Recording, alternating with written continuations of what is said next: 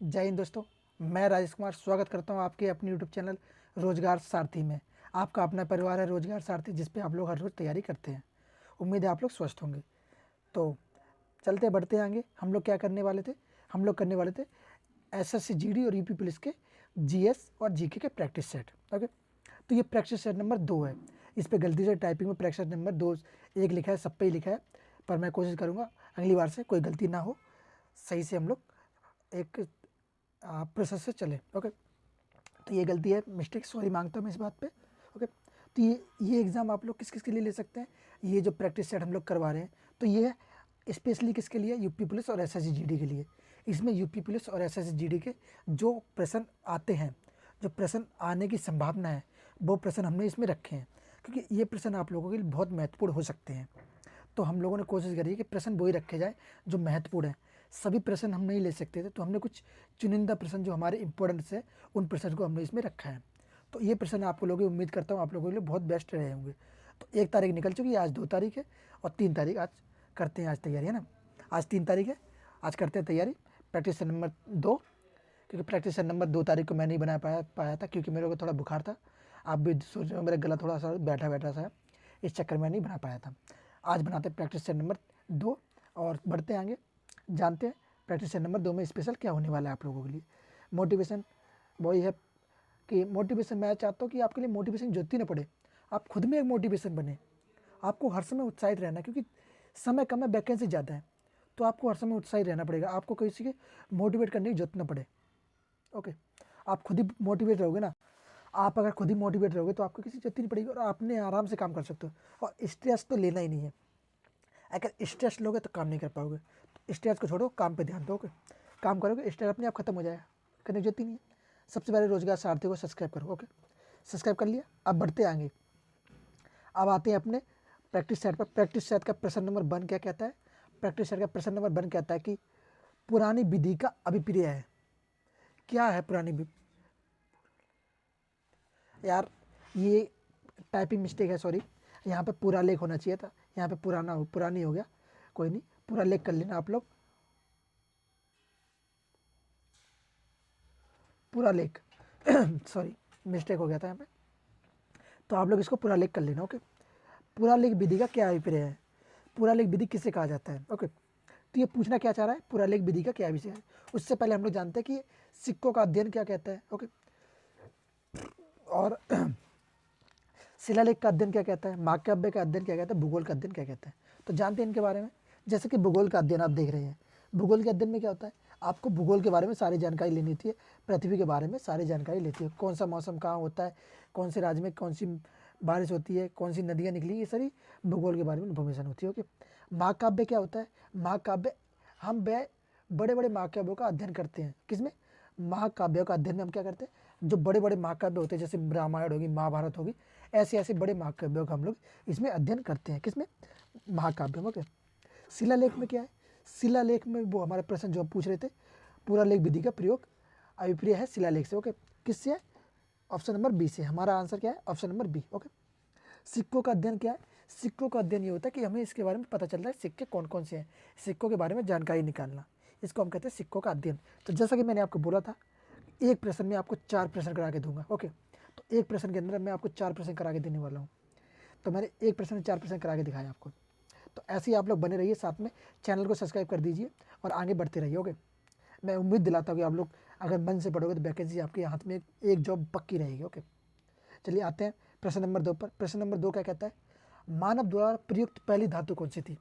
आप लोग मुझे कमेंट बॉक्स में बताइए कि मानव ने सबसे पहले कौन सी धातु प्रयोग में लाई थी। ओके, बताइए जल्दी, बता दिया। ओके, अब मैं करता हूँ शुरू।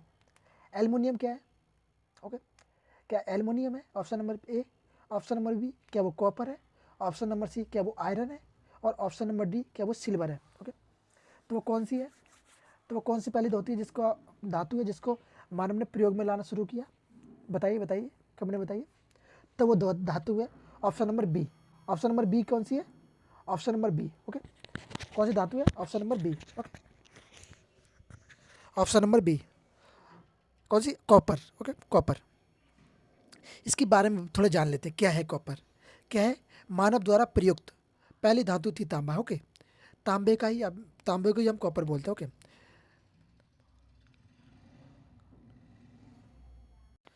अच्छा, पुराने लोग क्या करते थे, तांबे से क्या करते थे पुराने लोग पहले, तो तांबे से क्या है, वो हथियार बनाया करते थे, औजार बनाया करते थे। क्या बनाए, औजार।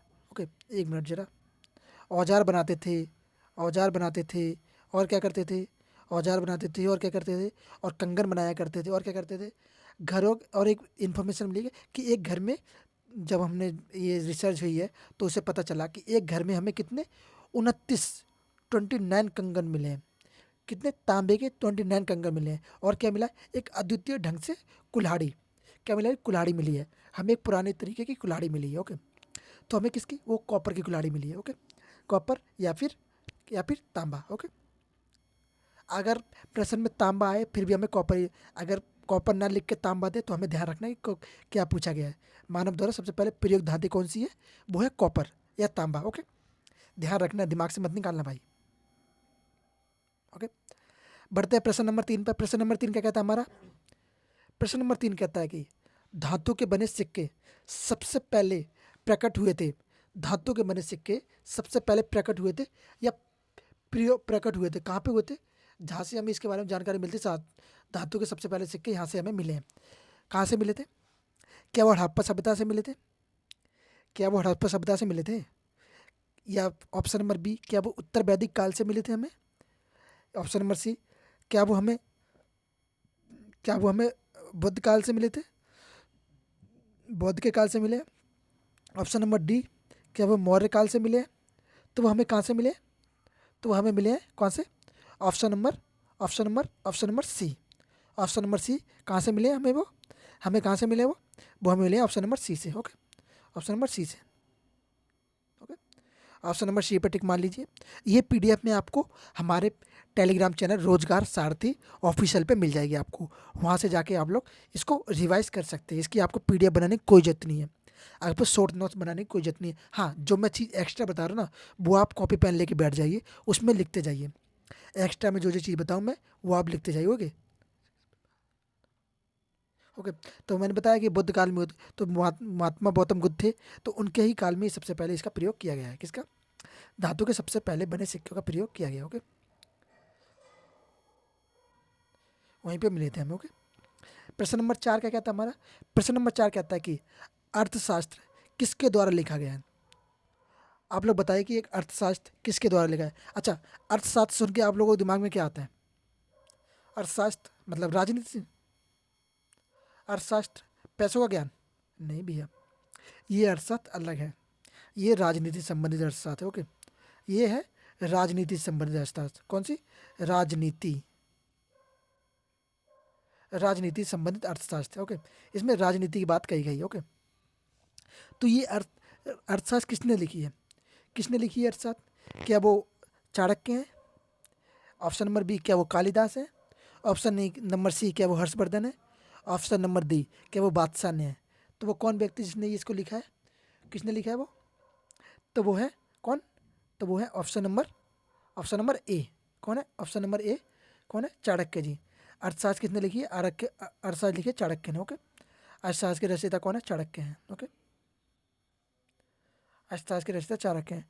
अब जानते हैं इनके बारे में क्या क्या है, इनको क्या कहता है, ये कौन से, ये मौर्यकालीन है, कहाँ के, किस समय के ये चाणक्य जी, ये मौर्य के समय के हैं। ओके, और क्या है, चंद्रगुप्त के ये गुरु भी रहे हैं एवं मित्र भी थे। कौन, चाणक्य जी चंद्रगुप्त के गुरु भी रहे और मित्र भी रहे। ओके, और क्या है, उन्हें उन्हें उन्हें सॉरी, इन्हें क्या कहा जाता है, इन्हें कौटिल्य नाम से भी जाना जाता है।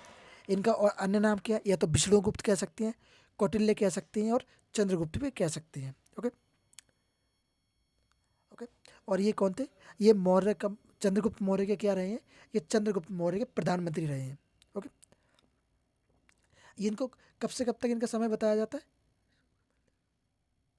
ये कब लिखा, 350 से लेके 375 ईसी पूर्व, 350 से लेके 357 तक। ओके, 350 से लेके 357 तक इन्होंने इसको लिखा था। ओके, अर्थशास्त्र को। आते हैं प्रश्न नंबर 5 पर।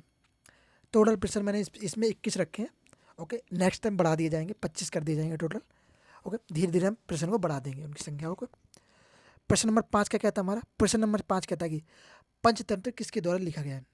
एक पंचतंत्र एक पुस्तक है जिसमें बच्चों के कहानी के बच्चों के लिए कहानी लिखी गई है, और बड़े भी इसको सुन सकते हैं, जिसमें पुरानी कहानियाँ हैं, जिसमें क्या होता है कि पक्षी बोल रहे हैं ना, या जानवर बोलते हैं, जिसमें वो एक किताब है पंचतंत्रों के। इसका लेखक किसने है, इसके लिखित रचयिता कौन है उसके? क्या व्यास जी हैं? क्या ऋषि वेद व्यास है? क्या विष्णु शर्मा है? क्या वो वाल्मीकि हैं या फिर याज्ञवल्क्य हैं? तो इसे लिखा किसने है? तो ये लिखा है किसने? किसने लिखा है इसे? इसे लिखा है विष्णु शर्मा ने। किसने लिखा है? इसे लिखा है विष्णु शर्मा जी ने। ओके, तो विष्णु शर्मा ने तो इसे लिख दिया। अच्छा, ये बात हो गई। अब व्यास जी ने क्या लिखा है? व्यास जी ने भी कुछ लिखा होगा ना। अब तो व्यास जी ने लिखा है, ऋषि ऋषि वेद व्यास ने क्या लिखा है? महाभारत। महाभारत क्या लिखा है? महाभारत, जो एक अपने आप में बहुत बड़ा महाकाव्य है। ओके, अच्छा, इन्होंने ये लिख दिया, तो भैया वाल्मीकि साहब ने क्या लिखा है? वाल्मीकि सर ने क्या लिखा है? तो वाल्मीकि जी ने लिखी है रामायण। क्या लिखी? वाल्मीकि जी ने लिखी है रामायण। ओके, रामायण। ओके, रामायण किसने लिखी है? वो लिखी है वाल्मीकि जी ने। ओके, तो ये आप लोग एडिशनल चीज़ें आपको ऐड करना है और आपको लिखना है, आपको याद रखना चाहिए चीज़। ओके ओके, तो जो मैं जैसा कि मैंने आपको बताया कि इसमें विष्णु शर्मा की कहानी पंचतंत्र में क्या होता है कि शेर वगैरह बोलते हैं, ये दोनों लोगों के ऊपर लिखी गई है। तो एक आपने देखी होगी मोगली। मोगली एक फिल्म देखी है आपने? हाँ, मोगली जो है उसमें देखा है कि वो शेर बोलते हैं, जानवर बोलते हैं, बच्चे से बात करते हैं। हाँ, तो ये उनसे इससे ही इसी को पात्र मानकर वो कहानी लिखी गई है। ओके, इनकी पुस्तक को पात्र मानकर कहानी लिखी गई है। बढ़ते आगे, जानते हैं प्रश्न नंबर 6। प्रश्न नंबर 6 क्या कहता है? सिकंदर ने हेडेन स्पीच की लड़ाई में किसको हराया था? सिकंदर ने हेडेन स्पीच की लड़ाई में देश को हराया था। किसको हराया? किसको हराया था? क्या वो पोरस था? क्या वो चंद्रगुप्त मौर्य था? क्या वो हरक्यूलिस था? या फिर डेमियस था? तो सिकंदर ने हेडेन स्पीच की लड़ाई किसमें हराया था? किसको हराया था? तो अब जानते हैं कि सिकंदर ने किसको हराया। सिकंदर ने हेडेन स्पीच की लड़ाई में किसको हराया था? पोरस को।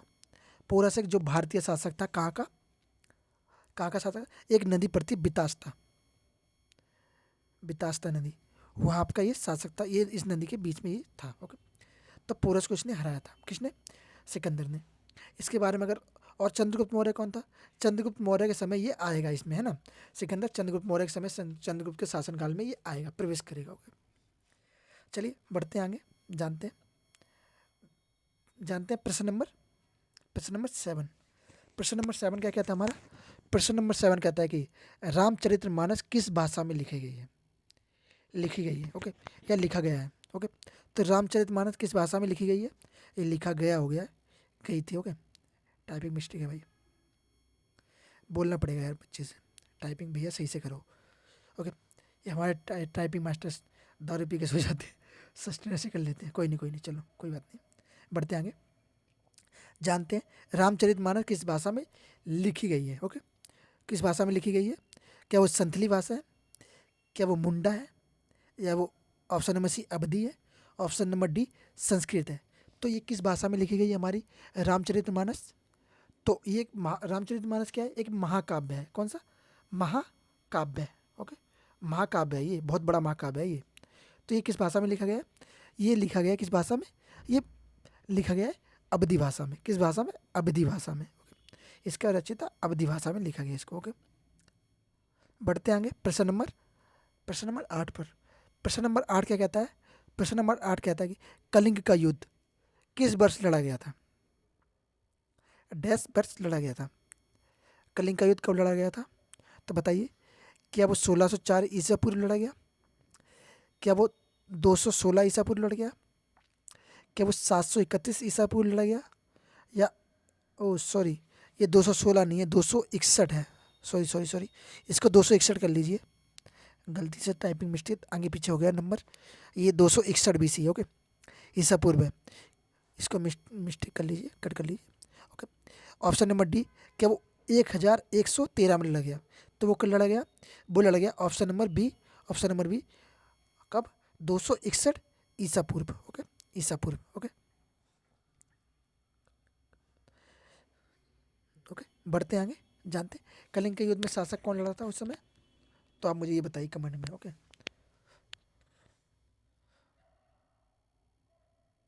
बढ़ते हैं प्रश्न नंबर 9 पर। प्रश्न नंबर 9 क्या कहता है? जगोई भारतीय शास्त्रीय नृत्य, ये आ गए हम किस पे? स्टैटिक पे। जगोई भारतीय शास्त्रीय नृत्य के निम्नलिखित में से किस नृत्य रूप की एक प्रमुख शैली है? ओके, ये कौन से नृत्य रूप की एक प्रमुख शैली है? किस में इसका प्रयोग किया जाता है? किस नृत्य शैली में? क्या वो मणिपुरी है? क्या वो सत्रीय है? क्या वो ओडिसी है? क्या वो कथक है? तो बताइए ये किस में प्रयोग किया जाता है?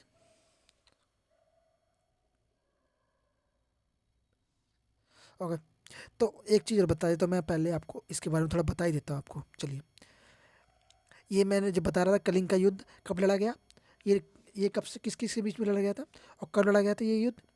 ये लड़ा गया 261 बीसी में। ओके, 261 बीसी में। ओके, इस समय शासक कौन था? इस समय शासक कौन था? इस समय था चंद्रगुप्त मौर्य, सॉरी अशोक, सॉरी अशोक, अशोक मौर्य, अशोक जो मौर्य वंश से था। ओके, अशोक इस समय शासक था, अशोक। ओके, अशोक। ओके, और इसका शासनकाल कब तक रहा है?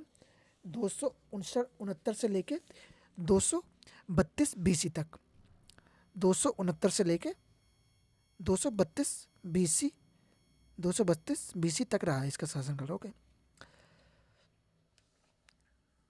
इसका अन्य नाम क्या था? इसका अन्य नाम, अशोक का अन्य नाम क्या था? देवनाम प्रियदर्शी। ओके, ये बात होगी इसके बारे में। अब जाते हैं अपने प्रश्न पर। प्रश्न नंबर 9 क्या कहता है हमारा? जगोई भारतीय शास्त्रीय नृत्य के निम्नलिखित में से किस नृत्य रूप की एक प्रमुख शैली है? ओके, तो किस रूप की प्रमुख शैली है ये, जानते हैं? तो बताइए जरा, क्या वो सत्रिय है? क्या वो मणिपुरी है? क्या वो सत्रिय है? क्या वो ओडिसी है? या वो कथक है? तो वो कौन सी है? तो वो है कौन? तो वो है Manipuri. Option number, option number option number A, option number A Manipuri. Okay, आइए जानते हैं प्रश्न नंबर 10। प्रश्न नंबर 10 क्या कहता है? भारत में मेघालय राज्य, भारत में मेघालय राज्य के निम्नलिखित में से किस शहर में सबसे अधिक वर्षा होती है? भारत में एक राज्य है जिसका नाम है मेघालय। मेघालय में कौन सा वो स्टेट है जिसमें सबसे अधिक वर्षा होती है? तो ये सब मेघालय के ही राज्य हैं। जबोई, क्या शिलोंग है? क्या वो बाम बागमार है? क्या वो मानसीराम है? तो आप लोग, जाहिर सी बात है आप लोग को पता होगा कौन सा है भाई। Option number D, option number D कौन सा? मानसीराम। ऑप्शन नंबर डी, आप लोगों ने अगर क्या बोलते हैं जियोग्राफी पढ़ी होगी तो ये वहाँ से है। ओके, बढ़ते आगे। प्रश्न नंबर 11। प्रश्न नंबर 11 क्या कहता है हमारा? प्रश्न नंबर 11 कहता है कि चंद्रगुप्त मौर्य का जन्म डैश में हुआ था।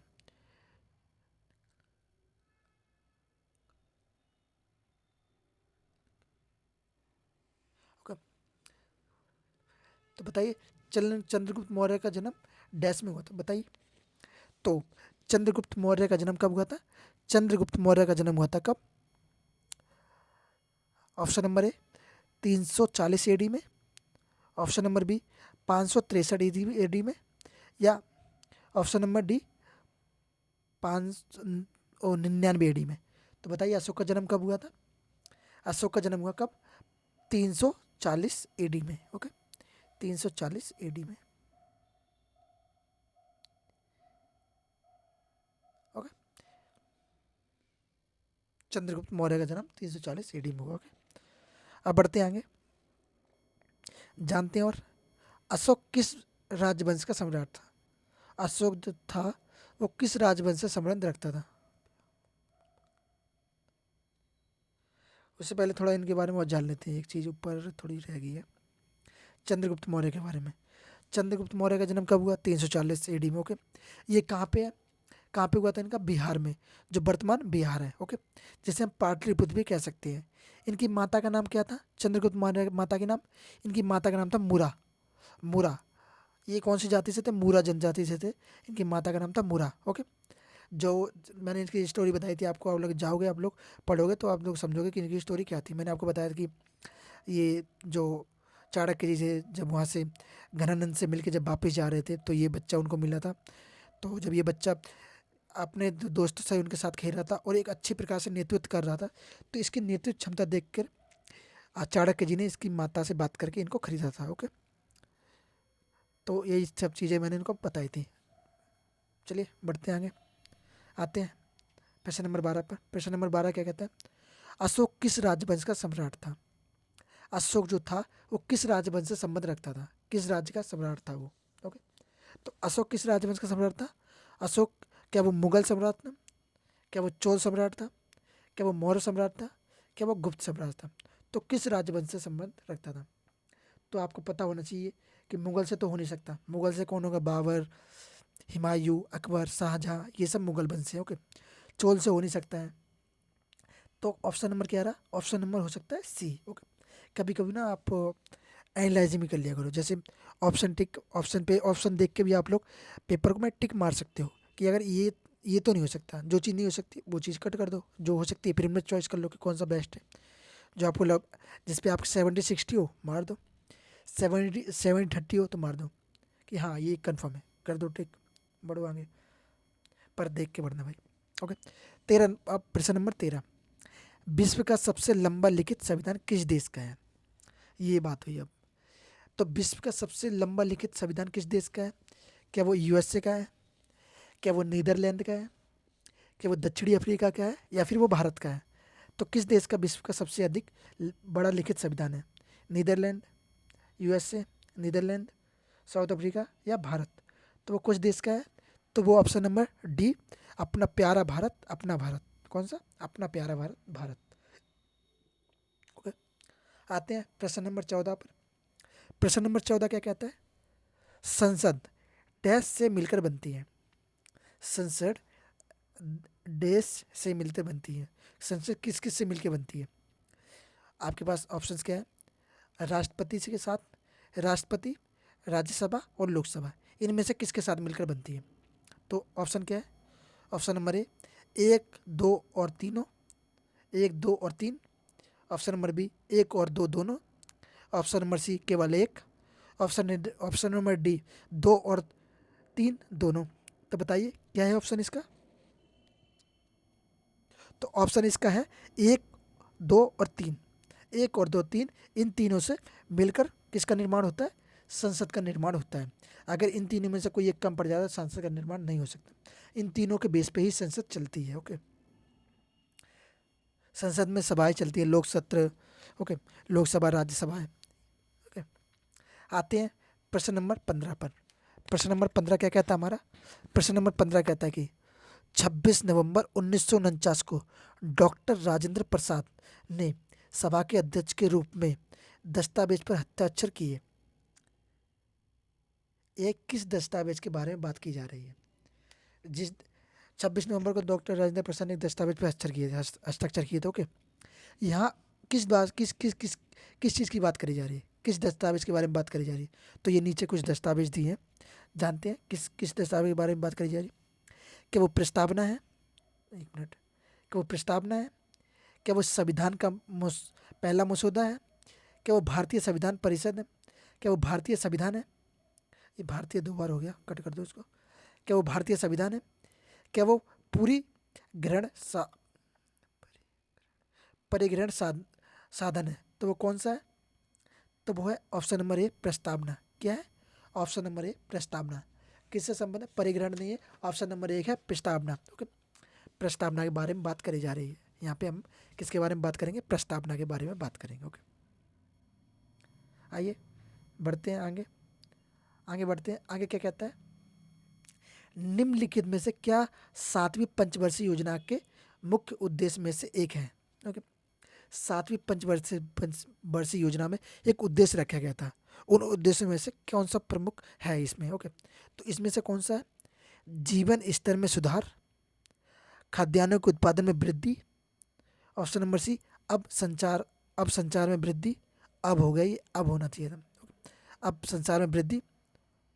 ओके, और गरीब उन्मूलन। तो क्या हो सकता है इसका आंसर? तो इसका आंसर क्या हो सकता है?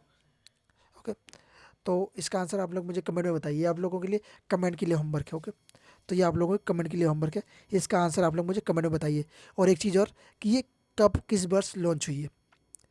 सातवीं पंचवर्षीय योजना कब कब की थी? अगर आप लोग सही आंसर दोगे तो मैं आप लोगों को रिप्लाई दूंगा। ओके, तो कमेंट बॉक्स में ज़रूर बताइए। ओके, मिलते हैं, आते हैं सात प्रश्न नंबर 17 पर। ये प्रश्न नंबर 16 था ना हमारा? हाँ, प्रश्न नंबर 16। आते हैं प्रश्न नंबर 17 पर। प्रश्न नंबर 17 क्या कहता है?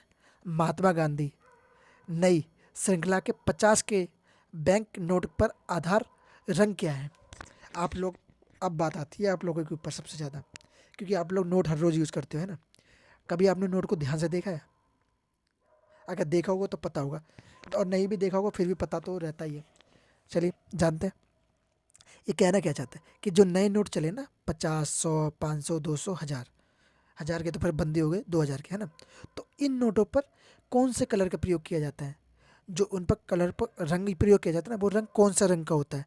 नोट आप देखते हो किस रंग का होता है, तो वो जानते हैं जो 50 का नोट है वो किस रंग का है। तो 50 का जो नोट है उसमें कौन सा रंग का प्रयोग किया गया है? क्या वो स्ट्रॉन ग्रो है? क्या वो चॉकलेट भूरा है?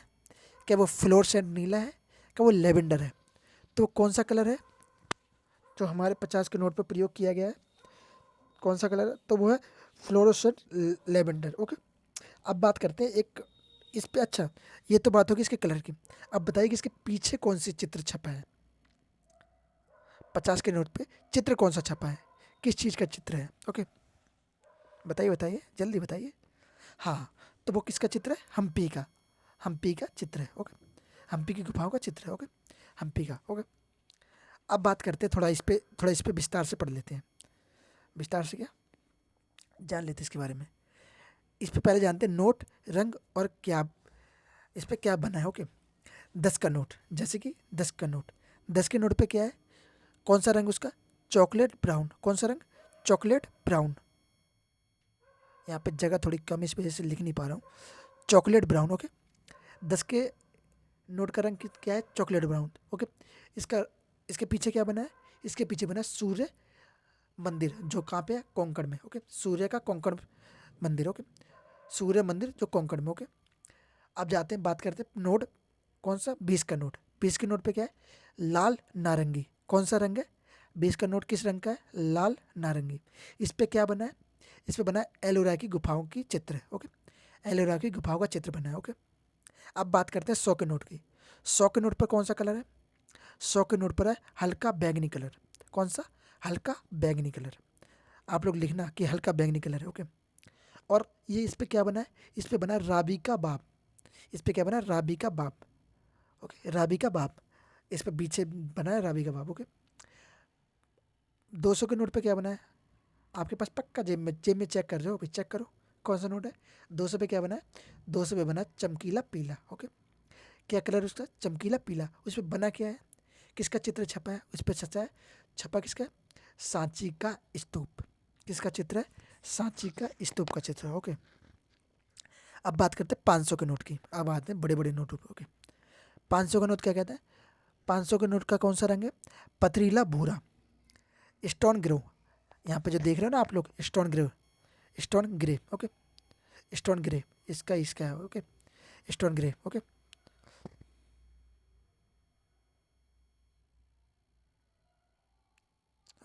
या फिर फ्लोरोसेंट चॉकलेट भूरा तो नहीं हो सकता, स्टोन ग्रो हो गया। ओके, और इस पर क्या छपा है?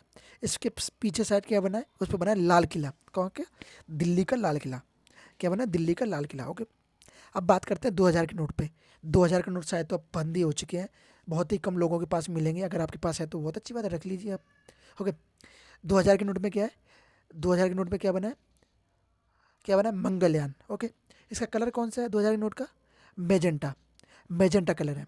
कौन सा? गहरा गुलाबी। किस रंग का है? गहरा गुलाबी रंग का। ओके, गहरा गुलाबी रंग का इसका कलर है। ओके, अब बात करते हैं हम अब बात करते हैं हम किसकी? अब बात करते हैं प्रश्न नंबर 18 की। प्रश्न नंबर 18 क्या कहता है हमारा? प्रश्न नंबर 18 कहता है कि जनगणना 2011 के अनुसार भारत में सर्वाधिक महिला साक्षरता दर वाला राज्य का नाम बताइए। ओके, सबसे अधिक साक्षरता दर वाला राज्य कौन सा है 2011 की जनगणना के अनुसार? ओके, अब बात करते हैं इसके बारे में। तो सबसे अधिक कौन है? क्या वो ऑप्शन नंबर ए महाराष्ट्र है? ऑप्शन नंबर बी क्या वो केरल है? ऑप्शन नंबर सी क्या वो कर्नाटका है? ऑप्शन नंबर डी क्या वो मिजोरम है? तो कौन सा वो राज्य है जिसकी सर्वाधिक महिला साक्षरता दर वाला राज्य है? महिला की साक्षरता सबसे अधिक है, मतलब साक्षरता मतलब क्या, पढ़ी लिखी महिला सबसे अधिक है उस राज्य में। तो वो कौन सा है? आप लोग सही समझे, केरल है। कौन है? Kerala. Option number B Kerala. क्यों है केरल? क्योंकि केरल में यहाँ पे हर समय आपने देखा होगा साक्षरता दर भी नॉर्मली भी केरल की सबसे अधिक है और महिलाओं की भी सबसे अधिक है। यहाँ के लोग पढ़े लिखे बहुत होते हैं भाई। कितनी है साक्षरता दर यहाँ की? 96.2%। कितनी है? 96.2% है भाई, बहुत ज़्यादा हो गई महिलाओं के लिए। बहुत अच्छी बात है ये हमारे लिए, और उन लोगों के लिए तो बहुत अच्छी बात है, क्योंकि वो उनका जो राज्य है वो नंबर 1 पे चल रहा है साक्षरता में। ओके, वहाँ के लोग लड़कियों को पढ़ाना बहुत अच्छे मानते हैं।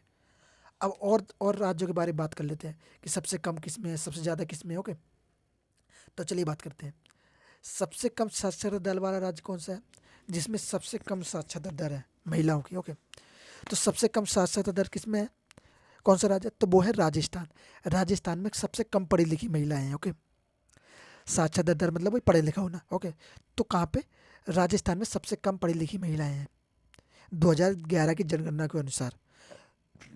2023 में जब होगी तो उसके बारे में बताया जाएगा। आप जानते हैं और क्या है? पुरुष के मामले में कौन सा राज्य है सबसे अधिक साक्षरता वाला राज्य कौन सा है पुरुष के मामले में? पुरुष के मामले में लक्षद्वीप। लक्षद्वीप सबसे अधिक साक्षरता दर वाला राज्य है 2011 की जनगणना के अनुसार। और सबसे कम साक्षरता दर वाला राज्य कौन है 2011 के अनुसार? तो सबसे कम वाला कौन सा है? सबसे कम वाला बिहार। ओके, सबसे कम साक्षरता दर कहाँ है? बिहार। पर वो 2011 की जनगणना का था, पर अभी आप देखोगे तो अब ये फेमस हो रहा है। अभी यहाँ पे बहुत साक्षरता सही चल रही है, थोड़ी इक्वलिटी है यहाँ पे। ओके, अब बात करते हैं 2013 में, सॉरी 2023 में। 2023 में कब? 2023 में क्या हुआ? 2023 में बिहार की साक्षरता दर कितनी होगी? 2023 में होगी 61.8%। ओके, बिहार की कितनी होगी? 61.8%, 61.8%। ओके, किसकी? बिहार की जनसंख्या हो चुकी है। सबसे कम, अब बात करते हैं जिलों के मामले में। सबसे कम जिले कौन सा जिसकी साक्षरता दर कम है? जिलों के मामले में वो कौन सा जिला है? वो है मध्य प्रदेश। मध्य प्रदेश है अभी कौन सा? मध्य प्रदेश राज्य का कौन सा जिला है? वो है अलीराजपुरा। कौन सा? अलीराजपुरा। अलीराजपुरा या अलीराजपुर। अलीराजपुर जिला है जो कहाँ पे है? महाराष्ट्र में। इसकी साक्षरता दर सबसे कम है, सबसे कम। ओके, अब बात करते हैं मेल में कौन सा है? मेल में ओके, तो दर कौन सी है? 36.10। क्या दर से है? 36.10। किस दर से सबसे कम है? 36.10% मेल में है। और फीमेल में कितनी है? फीमेल में कितनी है? सॉरी, डर टोटल दर ये होगी। अब मेल फीमेल की बात कर लेते हैं। मेल में कितनी है इसकी? मेल में है 42.2%, 42.2%। और फीमेल में कितनी है? फीमेल में है 30.29%। कितनी? 30.29% फीमेल में ये साक्षरता दर है। ओके, अब आते हैं अपने प्रश्न नंबर 16 पर, सॉरी प्रश्न नंबर 19 पर। प्रश्न नंबर 19 क्या कहता है हमारा? प्रश्न नंबर 19 कहता है कि बजट दस्तावेज कुल व्यय को डैश में वर्गीकृत करता है। बजट दस्तावेज कुल व्यय को डैश में वर्गीकृत करता है। किस में वर्गीकृत करता है? ओके, वर्गीकृत करता है। ओके, ऑप्शन नंबर ए माल और आय में। ऑप्शन नंबर ए माल और आय में। ऑप्शन नंबर बी आंशिक और पूर्ण व्यय में। ऑप्शन नंबर सी सेवाओं और गैर माल सेवाओं में। ऑप्शन नंबर सी योजनागत और गैर योजनागत में। तो ये किस में यूज़ किए जाती है? तो ये किस किस किस मामले में यूज़ किए जाते हैं? तो ये की जाती है option number D. Option number D क्या है? योजनागत और गैर योजनागत मामले में। ओके, व्यय में वर्गीकृत किए जाते हैं। कुल दस्तावेज, बजट दस्तावेज इसमें यूज़ किया जाता है। ओके, सॉरी दोस्तों, वीडियो वो रुक गई थी इसलिए रिकॉर्ड नहीं हो पाई है। मैं एक बार दोबारा आप लोगों से पूछता हूँ कि यहाँ तक हो गया था? अगर यहाँ तक हो गया तो कहाँ लिख दीजिए। चलिए एक बार और कर लेते हैं, अगर हो गया तो कोई बात नहीं, कर लेते हैं एक बार और। क्या है कि बजट दो दस्तावेज कुल व्यय को डैश में वर्गीकृत करते हैं। ओके, माल और आय में, आंशिक और पूर्ण ब्याज में, और सेवा और गैर माल सेवाओं में, योजनागत या गैर योजनागत में। तो कौन सा था? वो था योजनागत में। किसमें? योजनागत में। ऑप्शन नंबर डी योजनागत। ओके, बढ़ते हैं आगे। प्रश्न नंबर 20। प्रश्न नंबर 20 क्या कहता है हमारा? एक उपकरण जो परिपथ में धारा की उपस्थिति का पता लगा सकता है उसे डैश के रूप में जाना जाता है। तो वो कौन सा है? ऑप्शन नंबर ए, क्या वो ओमीटर है, ओडोमीटर है, क्या वो स्पीडोमीटर है, क्या वो ए मीटर है, क्या वो हाइरोग्रोमीटर है? तो वो कौन सा मीटर है जिसे हम किसकी उपकरण जो परिपथ में धारा की उपस्थिति का पता लगा सकता है कि ये धारा बह रही है, कौन से? बिजली का पता लगाने के लिए। तो हम किसका प्रयोग करते हैं? वो करते हैं ए मीटर का। कौन सा? ए मीटर का। तो ऑप्शन नंबर सी अपना क्या रहेगा? Option number C. Option number C a meter. आते हैं अपने आखिरी प्रश्न पर। आखिरी प्रश्न क्या है? आखिरी प्रश्न है हमारा 21, 21। क्या कहता है प्रश्न नंबर 21? क्या कहता है? धमनी तरंग जिनकी आवृत्ति हैश जेड होती है, हैश जेड होती है, ये हैश जेड का मतलब होता है सुनने के लिए क्षमता जो चाहिए होती है उसमें, इसको हम हैश जेड में नापते हैं, से कम होती है उसे अवश्य तरंग कहते हैं। अगर इसकी हैश जेड कम होती है तो उसे हम क्या कहते हैं? अवश्य हैश तरंग कहते हैं। तो वो कौन सी है? ऑप्शन नंबर ए क्या वो 5 है? ऑप्शन नंबर ए क्या वो 5 है? ऑप्शन नंबर बी क्या वो 15 है? ऑप्शन नंबर सी क्या वो 10 है? और ऑप्शन नंबर डी क्या वो 20 है? तो कितनी हैश जेड है? 20 hash Z. Okay, option number D 20 hash Z. बढ़ते आगे। यहाँ पे कुछ नहीं है, ये तो वैसे ही है। बढ़ते आगे, लास्ट पे आते हैं। तो कहना चाहूँगा लास्ट वीडियो क्या है? Thanks for watching. अगर वीडियो आपको अच्छी लगी हो तो लाइक कीजिए, शेयर कीजिए, और अपने दोस्तों के पास ज़्यादा से ज़्यादा सब्सक्राइब कीजिए। भाई आपका परिवार है, आप चाहोगे आगे बढ़ेगा, नहीं चाहोगे नहीं बढ़ेगा। ओके, तो दोस्तों के पास जरूर जरूर भेजें। वीडियो अच्छी लगी है तो ज़रूर लाइक कर दें। ओके, तो इसी उम्मीद के साथ मिलते हैं नेक्स्ट वीडियो में। अगला करंट अफेयर प्रैक्टिस नंबर 3 रोजाना 3 बजे अपलोड कर दिया जाता है, जरूर देखिएगा। मिलते हैं नेक्स्ट वीडियो में। जय हिंद, जय भारत।